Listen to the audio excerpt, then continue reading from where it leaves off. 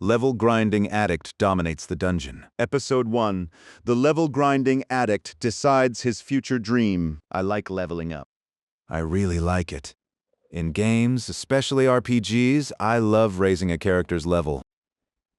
It is not that I do not enjoy storylines or battles against powerful enemies, but more than that, I love the repetitive grind that can easily become tedious. There is no deep reason for it, but if I had to give one, it would be this. The level system is fair to everyone. There is no gap caused by talent. If you gain the required experience points, your level goes up. You become stronger. Effort is always rewarded. It is a kind system. When I was in elementary school, my dream was to compete in the Olympics as a swimmer. I attended swim school, trained hard, and entered competitions. I even won small local tournaments, but in larger competitions, my results dropped sharply. There were many swimmers faster than me. Even accounting for the fact that I was born late in the year and had a smaller build than others my age, there was still an undeniable gap in talent. It is not that they did not work hard. They probably worked as hard as, or harder than, I did. That is precisely why talent is cruel. It was likely my first major setback in life. So I quit swimming in the winter of 6th grade just before entering junior high school. But this is not some tragic story about me being crushed by reality and growing up resentful of the world. It was not that serious. At most, that experience nudged me toward becoming obsessed with leveling up. To be honest, even that is not the main reason. Maybe there was never a reason at all. At first, I got hooked on Dragon Quest, enjoyed the story, then hit a boss I could not beat. So I leveled up. When I returned and crushed the once impossible boss with overwhelming level advantage, it felt amazing. Eventually, I began to enjoy the act of leveling itself. Like adults who seek small pleasures through cigarettes, alcohol, or gambling, I indulged in leveling up as a kind of compensation. Level up. The brain releases pleasure chemicals. Level up. The brain releases pleasure chemicals. Level up. The brain releases pleasure chemicals. And thus, I, Samejima Takeo, became a full-fledged level-grinding addict. It is a fairly common condition among RPG fans, but in my case, the degree was apparently severe. In my 3rd year of junior high, while worrying about my future, I wondered if there was some way to make money just by leveling up in games. I wanted to live without working, doing nothing but grinding levels. That was my honest desire. Realistically, though, that was impossible. If I loved games in general rather than leveling specifically, I might have aimed to become a professional esports player or a game strategy streamer. But what I truly loved was leveling up, a video channel that just endlessly shows grinding monsters. Would that sell? No.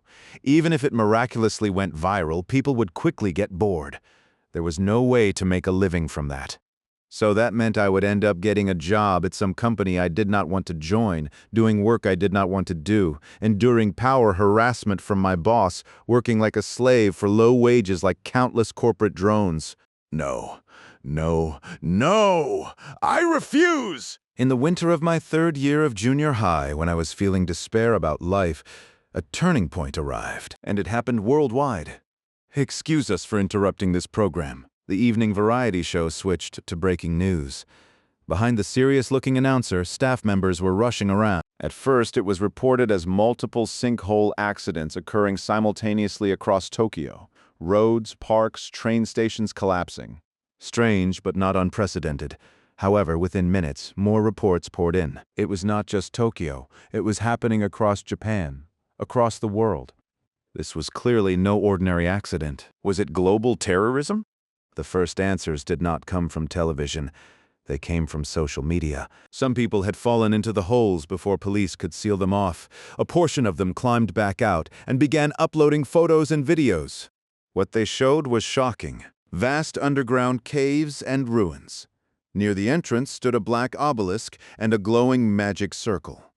Inside were moving jelly-like creatures the size of puppies and small humanoid monsters with murderous expressions. Most shocking were the images from people who touched the black obelisk. Floating hologram-like displays appeared before them showing words such as level, HP, and skill. The internet exploded. Is this a game advertisement? Too realistic. It is happening worldwide. No way this is just marketing. Is this real? Is that a slime? A goblin? This is a dungeon. The world is ending! No, the world just began! Fantasy has arrived! I gathered information through social media like everyone else, and I understood. Earth had been invaded by fantasy. Time to go. Time to go. After seeing the status screens, my resolve was instant. I grabbed the wooden sword I bought on a school trip and headed downstairs. My father blocked the entrance. Takeo, where are you going? My father, Samejima Takeo, a stereotypical stubborn old man, asked, Father, I'm going to the dungeon. Oh, and what will you do there? As a Japanese man, I will fight. Is that so? For a moment, I thought he accepted it. What nonsense are you spouting? That day, the self-defense forces sealed off the dungeons, and supernatural abilities like level and skills did not function on the surface. Then 2 items were discovered. Magic stones dropped by monsters, usable for power generation. A magic-based communication device. These were revolutionary. Within 10 months, governments legalized dungeon exploration. Those who entered dungeons and brought back resources became officially recognized as explorers. However, in Japan, you had to be 18 to qualify. That settled it. A real job where I could raise my own level. I declared my decision during my first year of high school. I will not go to college. I will become an explorer. Denied. Go to university. If I cannot become an explorer, I will never work. I will become a lifelong freeloader. No financial support. Earn your own money. From that day on, I worked part-time jobs throughout high school. Time passed quickly, and finally, the day I would become an explorer arrived. Episode 2. The Leveling Maniac Takes on an Unpopular Dungeon. March 18th. The day after my 18th birthday, I came to the Shinjuku dungeon that had appeared inside Shinjuku Station. As soon as I passed through the dungeon gate, I confirmed the black obelisk and magic circle visible ahead, and verified that, just as the information said, it was a ruins-type dungeon. I gave a small nod. A dungeon. This is a dungeon. Ever since dungeons appeared, I had longed for this day with unbearable anticipation. It was so long. It really was. During high school, my days were packed with part-time jobs. On top of that, I never neglected training myself for the day I would become an explorer. I ran every day to build stamina and practiced sword swings daily with a wooden sword in the narrow yard of my house. I even risked repeating a year because I worked too much. I endured the cold stares from classmates since I was the only one not going on to college or employment. But somehow, I managed to graduate high school safely. The day after the graduation ceremony, I immediately applied for the 2-week course required to obtain an Explorer license. Then, on my birthday, I successfully passed the Explorer qualification exam. Starting today, my level grinding life begins. All my prior research and my carefully designed leveling efficiency chart are perfect. The gear I bought with money from my part-time jobs is flawless too. I look down over my body. For this day, I bought a monster leather chest armor and a steel longsword. I wore reinforced safety boots with metal plates, carried a large mountaineering backpack, and had a helmet with a built-in camera on my head. For a beginner explorer, you could say I was well equipped. As for why I was wearing a helmet with a camera, it was because it was mandatory. Inside dungeons, human corpses and artificial objects do not remain for long. After a certain amount of time, they are absorbed by the dungeon and disappear. In other words, surveillance cameras cannot be installed inside dungeons. Even if a murder occurs, the body and evidence vanish. The environment is effectively extraterritorial. It is obvious what would happen in such a place. So the government, or rather, the World Explorers Organization, WEO, proposed mandatory recording of all explorers' activities inside dungeons. Footage recorded by cameras is uploaded in real time to a site prepared by the Explorer Association called DungeonTube. If any incident or accident occurs, the video data serves as important evidence. Basically, it is like a dashcam. It also acts as a deterrent against conflicts between explorers. It is also used to determine an explorer's location in case they get lost or injured and request rescue. By the way, explorers can choose whether to make their footage public or private. There is a disadvantage in revealing your methods not only to the association, but also to viewers. But for certain reasons, many explorers publish their dungeon activities on DungeonTube. Because DungeonTube often contains graphic footage and is restricted to adults, some explorers also edit all ages versions and post them on other sites. I will explain the benefits later. I am in the private camp, so I do not care.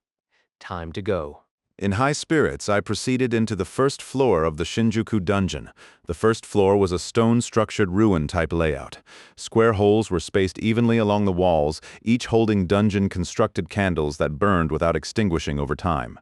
It was dim since there were only candles, but there were enough that visibility was not an issue. My footsteps echoed through the ruins. Perhaps because it was underground, it felt chilly. As I moved through corridors that felt more like catacombs than ruins, the many explorers I had seen near the entrance gradually disappeared. As rumored, it is empty. That was the reason I came to the Shinjuku dungeon. Simply put, it is an unpopular dungeon. On the first floor of dungeons around the world, slimes always appear along with one other type of monster. It would not be an exaggeration to say that a dungeon's popularity depends on what that second monster type is. Dungeons with inorganic or insect-type monsters tend to be popular. Animal-type dungeons come next. Conversely, dungeons with humanoid monsters are unpopular. The reason is psychological. For newly minted explorers, fighting humanoid monsters presents a high mental barrier. Think about it. In a highly specialized society, few people are accustomed to killing living beings. Insects or fish are one thing, but many people cannot even kill small animals. And if the opponent is humanoid, the instinctive aversion is much stronger. Some may find insect-type monsters physically disgusting, but killing them does not produce as much guilt or aversion. However, animal-type and humanoid monsters bring significant psychological resistance to killing. What this means is that dungeons with inorganic or insect monsters are so popular that they are overcrowded, making it difficult to even find monsters on the first floor. On the other hand, in dungeons where unpopular animal or humanoid monsters appear, finding monsters even on the first floor is easy. Despite being located inside Shinjuku Station with excellent access, the Shinjuku dungeon is unpopular for precisely that reason, because what appears here are goblins. But being unpopular means a higher encounter rate, making it suitable for leveling. That is why I came. Once I can dive to lower floors, encounter rates even out across dungeons. But while I am still a beginner, I will likely keep coming here. First goblin spotted. While walking lost in thought, I noticed movement about 20 meters ahead in the dim corridor. Squinting, I saw a small figure roughly the height of a lower elementary school child. But it was not human. Long sideways ears, a hooked nose, jagged teeth, and an ugly face filled with killing intent. It wore only what looked like animal hide around its waist, its skin a mix of green and brown. In its right hand it gripped a crude wooden club. I drew my longsword from my waist. A goblin. In games and fantasy fiction, they are known as weak enemies. But in this real dungeon, it is different. Goblins are strong opponents. Certainly, first-floor goblins have no special skills. They are quick, but not very strong. Stat-wise, even an adult with no level increases could defeat one with a weapon. But goblins seriously try to kill you. They do not flinch from minor injuries. Even if you block their club, they will try to claw your eyes or bite your carotid artery at any opportunity. Despite their small frames, they possess enough combat ability to kill humans. In fact, since dungeons were open to explorers, not a small number of people have been killed by goblins. And above all, the biggest problem is... Gujiabea. The goblin noticed me, a clear, killing cry. Then, with agility like a wild monkey, it closed the distance. Holding my sword ready, I felt my palms grow slick with sweat. The resolve to absolutely kill the enemy. The hesitation and ruthlessness when killing. The mindset required for survival in the wild. Something modern people living safely have lost. That difference easily overturns minor differences in physical ability and grants victory to the goblin, just like the many who were killed. 10 meters. 5 meters. The distance vanished in an instant. Escape was no longer an option, yet hesitation, no anxiety remained. Despite its murderous intent, a goblin looks more like a human than a monkey, chimpanzee, or gorilla. Can I kill something like that? This was the first watershed moment that would determine whether I could continue as an explorer. Can I do it? During training, I killed a slime once, but a slime barely looks alive. A goblin is completely different and stronger. I am not a psychopath or someone who takes pleasure in killing. I am an ordinary person who simply wants to risk his life to level up in real life. For someone like me, there was no more time to think. Gah! 2 meters. With a terrifying expression, the goblin leapt, raising its club. With trembling hands, I raised my sword. With all my strength, I brought the long sword down onto the goblin's skull. Gogya? I struck again and again and again. Experience points! Experience points! Experience points! Shaking off all aversion, guilt, and hesitation, I swung wildly. I was in a frenzy. I do not know how many times I struck. When I came to my senses, the goblin lay on the ground. Dark blood splattered everywhere, twitching in a state I cannot show. It was completely dead. The corpse, along with the blood, turned into particles of light and vanished. Only a small crystal the size of a thumb remained. A magic stone, an item that always drops when a monster is defeated. I picked it up, put it in my backpack, and exhaled with relief, smiling. What was that? I was worried after reading all those scary stories online, but I was tense for nothing. Clearly, the pleasure of gaining experience points in real life outweighs any aversion to killing a goblin. Besides, goblins do not leave unsightly corpses. They disappear like in a game. It is no big deal. In fact, knowing that each goblin brings me closer to leveling up feels refreshing. Experience points, experience points. I skipped lightly deeper into the dungeon in search of more. Episode 3. The leveling maniac gets his first level up. Excuse me, may I have a moment of your time? Gugya! Gugya! I apologize for the rudeness, but may I please have your experience points? Gugyara!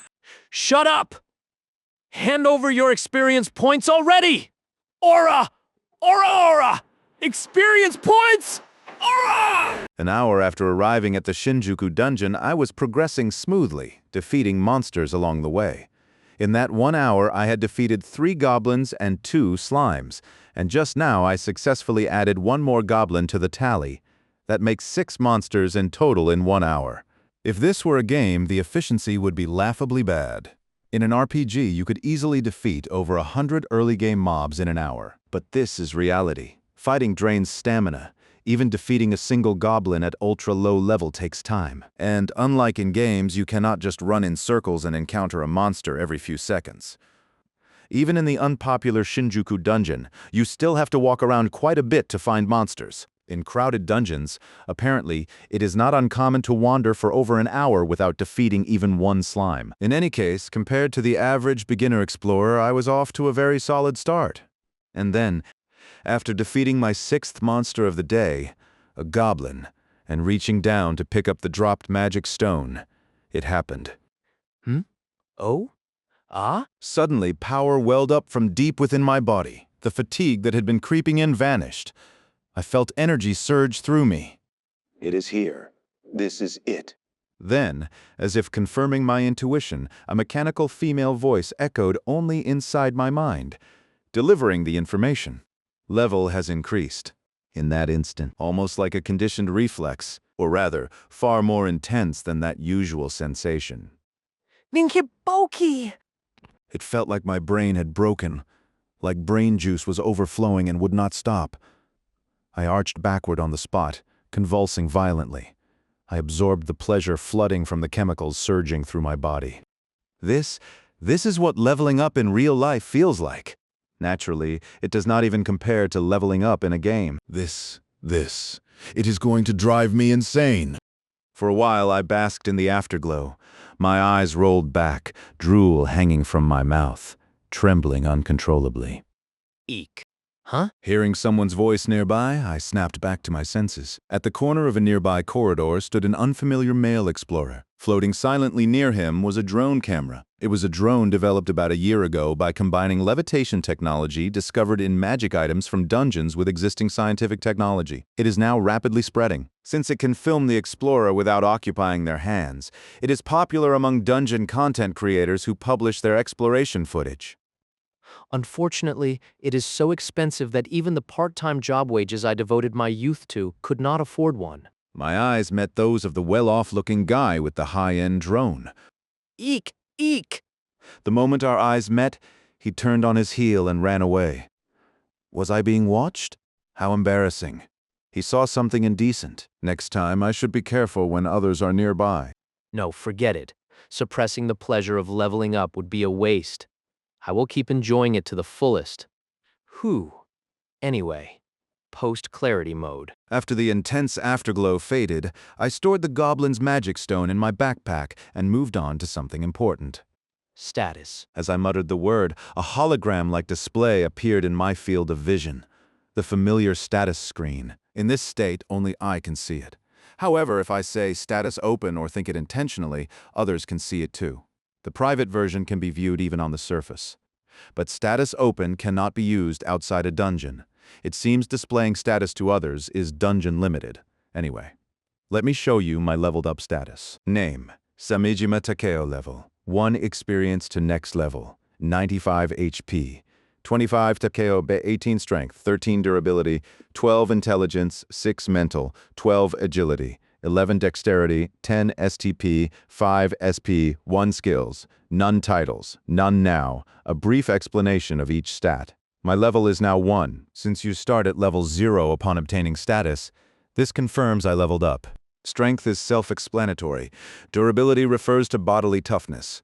Intelligence affects thinking speed and magical skill power. Mental determines resistance to magical skills. Agility influences movement and perception speed. Dexterity relates to precise control of the body and magical energy. MP needs no explanation. HP, however, is not conventional stamina. Like MP, it is a mysterious energy, something that can even act as a shield. HP equals strength plus durability. MP equals intelligence plus mental. The average of each stat, excluding HP and MP, at level 0 adult age is said to be around 10. Since I trained during high school, mine are slightly above average. Intelligence? That is strange. Maybe my status is bugged. I should contact management. Anyway, elite humans, professional athletes, Olympic competitors, soldiers can apparently reach 20 in their highest stat even at level 0. That is believed to be near the natural human limit.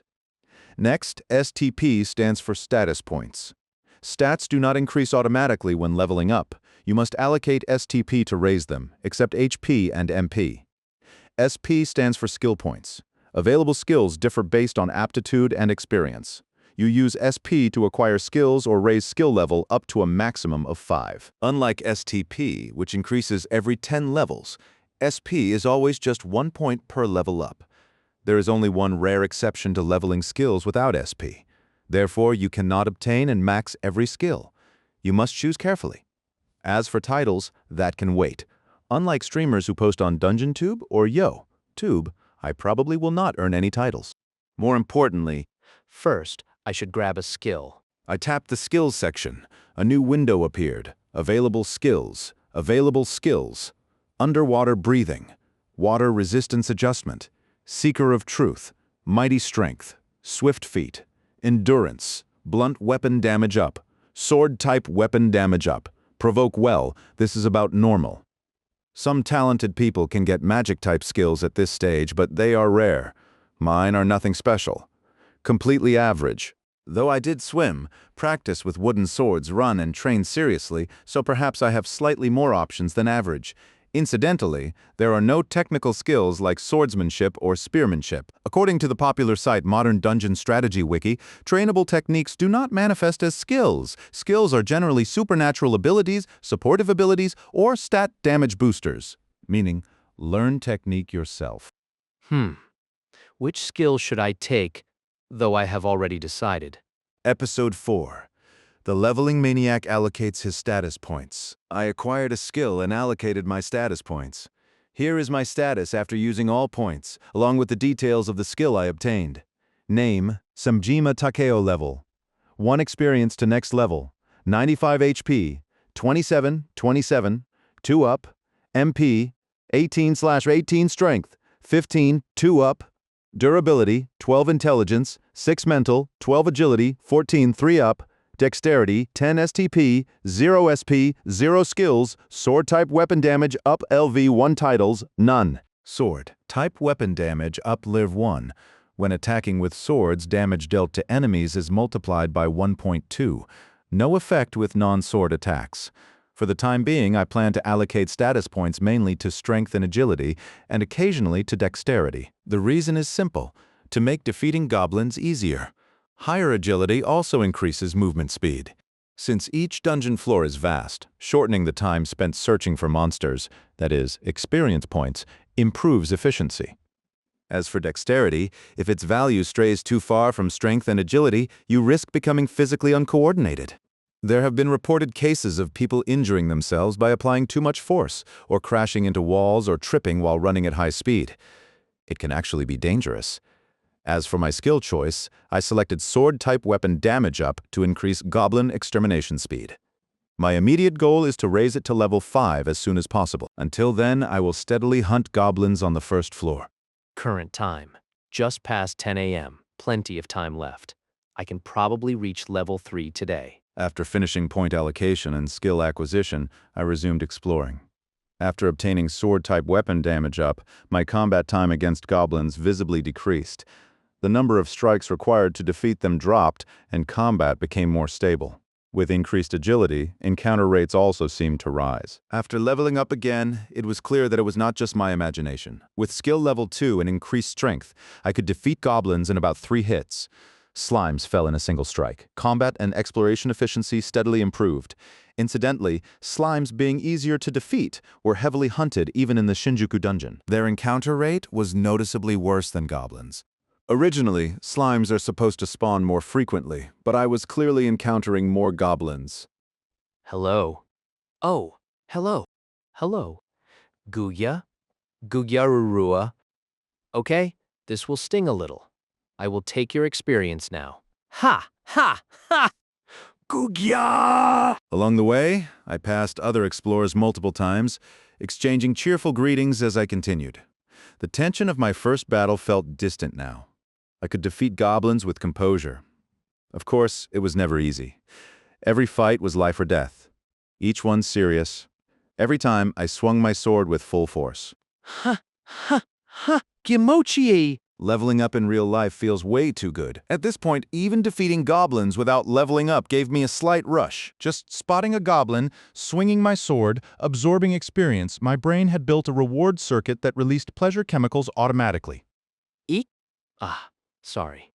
Several times, other explorers witnessed my fights and recoiled at my indecent expression, but I kept going. By around 3 p.m., after a 1-hour lunch break outside the dungeon, I comfortably reached my goal of level 3. Name, Samejima Takeo. Level, 3 experience to next level, 190 HP, 32 to 32, 5 up. MP, 18 to 18 strength, 20, 5 up.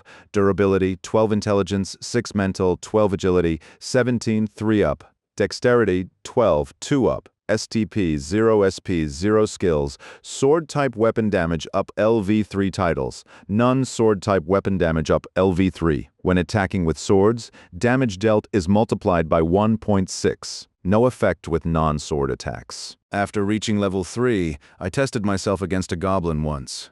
Due to the combined effect of increased strength and skill level, I could defeat it in a single strike. Considering that at first I needed 5 or 6 hits, this was tremendous growth. The effect of sword-type weapon damage up is especially significant, a 60% damage increase just for using a sword. Goblin hunting would only get easier from here. Ugh, damn, the fatigue is insane. It was just past 3 p.m. I wanted to continue exploring and killing goblins, but extreme exhaustion made it difficult.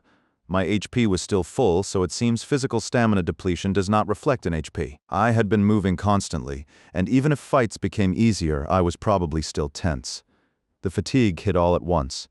No point dying to a goblin by pushing too hard. I will call it a day. So I decided to leave. Upon exiting the dungeon, instead of Shinjuku Station itself, I emerged into the Shinjuku branch of the Explorer Association, built after the dungeon appeared. The interior resembled a government office, multiple counters and consultation desks, with neatly arranged benches in a spacious lobby. I went to the dungeon resource purchase counter and submitted today's loot along with my exploration license. Excuse me, I would like to sell these. Understood. Please take this number and wait in the lobby. I received a numbered ticket from the female receptionist and sat down. Looking around, only a few explorers were present. Compared to other branches I visited during training, this one had far fewer people. Other dungeons are packed during business hours. As expected of the Shinjuku dungeon, surprisingly deserted for something located inside a major Tokyo station. Then, number 18. Thank you for waiting. 26 level 1 goblin magic stones, and 9 level 1 slime magic stones. The total is 14,800 yen, after withholding tax, 13,289 yen. Oh, From roughly 9 a.m. to 3 p.m., minus a 1-hour break, about 5 hours of work. That is pretty good. There were no other drops today, and I heard beginners barely earn anything, so I was worried. But with this income, my parents will not complain. Defeating many goblins probably helped. Slime stones are 200 yen, goblin stones are 500 yen. Given the life-threatening risk, perhaps this pay is reasonable. Explorer mortality rates are reportedly quite high, especially for beginners. If everything is correct, please sign here. ah, yes. I signed as instructed. The money would be transferred to my account, and I headed home by train. Episode 5. The leveling maniac becomes a rumor online. Everyone. Thread to discuss the Shinjuku Dungeon Part 118. Let's liven up the Shinjuku Dungeon. 245 Anonymous Explorer. This thread really moves slowly. The Shinjuku Dungeon is in Tokyo, yet it's way too dead. It hurts.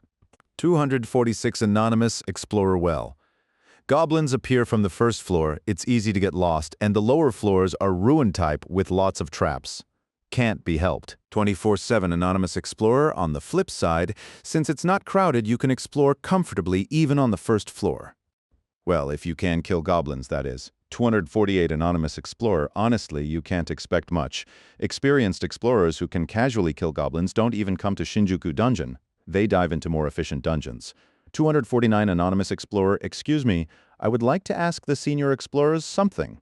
Is it better to specialize your status points into one stat? 25-0 Anonymous Explorer. Oh, a fresh newbie explorer showed up. Surround him. 251 Anonymous Explorer. Don't let him escape. 252 Anonymous Explorer. That question is technically off topic, but fine. Big Bro will teach you. By the way, are you a guy or a girl? 253 Anonymous Explorer. A guy. 254 Anonymous Explorer. Go home. 255 Anonymous Explorer. That's cruel lol. Just teach him lol. 25-6 Anonymous Explorer. Fine. I will teach you. 257 Anonymous Explorer. So kind lol. 25-8 Anonymous Explorer. Serious answer. Don't specialize your stats into just one. If you specialize in strength, your body might not withstand your own power. Muscles and tendons can rupture, and you may lose control over your strength and move poorly. If you specialize in agility, you might slam into walls while running. You will struggle not just in combat, but even moving properly. You will be stuck. 259 Anonymous Explorer. I see. Understood. I won't specialize. By the way, I have another question. If it's intelligence or durability, is there no downside to specializing? 26-0 Anonymous Explorer. Well, intelligence, mental, durability, dexterity, those don't cause immediate side effects if specialized. But if you specialize in the last three, once you go to lower floors, you won't have enough attack power to defeat monsters. Even if you specialize in intelligence, it's the same. You won't be able to react to monster movements and will get killed in one hit. 261 Anonymous Explorer. I see. That makes sense. Thank you very much for teaching me. 262 Anonymous Explorer, no problem. You will keep diving into Shinjuku Dungeon, right? Big Bro will kindly teach you more, so ask if you want to know anything else. 263 Anonymous Explorer, sorry, but when I dove today, there was some dangerous guy there, so I won't be diving into Shinjuku Dungeon anymore. Sorry. 264 Anonymous Explorer, what? What do you mean, dangerous guy? 265 Anonymous Explorer. Aw, man, we finally got a newbie. Who did something unnecessary? 266 Anonymous Explorer. 263, you're lying, right? You will keep diving into Shinjuku Dungeon, right? 267 Anonymous Explorer. 263, hey, what's wrong? Answer!